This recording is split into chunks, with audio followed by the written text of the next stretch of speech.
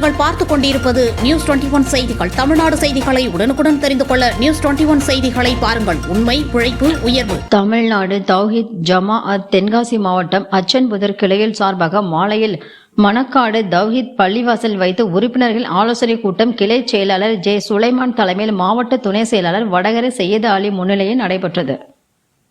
அல்லாஹ்விடத்தில் ஒரு உண்மையான மூமினாக நாம் பார்க்கப்பட வேண்டும் என்று சொன்னால் அந்த உண்மையான நம்பிக்கையை வெளிப்படுத்துவதற்கு இறைவன் சொல்வதே வாவோ நஸ்ரஹு, இந்த மார்க்க விஷயத்தில் உதவியாக இருப்பது என்பது அல்லாஹ் ரப்பல் ஆலமீன் மிக முக்கியத்துவம் வாய்ந்த ஒரு பண்பாக மூமின்களிடத்தில் இருக்க வேண்டும் என்று நமக்கு சொல்லி காட்டுகிறார்.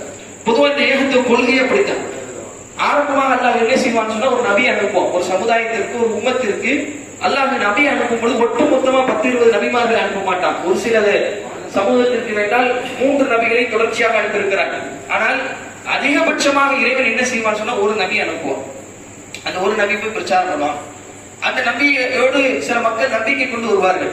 அதுக்கு பிறகு அல்லாஹ் என்ன செய்வான்னு சொன்னா அந்த நபிக்கு ஒத்துழைப்பாக நம்பிக்கை கொண்ட மக்களை